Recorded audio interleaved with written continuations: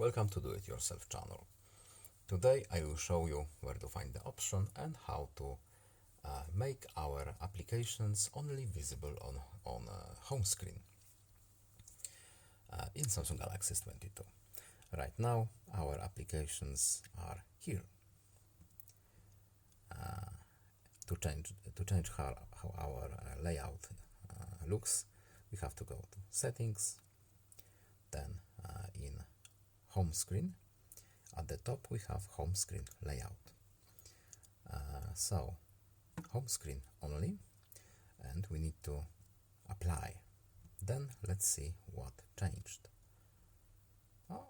We have our applications here, and we don't have our hidden pocket anymore. And that's it. I hope this video was helpful to you. Please leave a like and subscribe. Have a nice day and see you in the next video. Goodbye.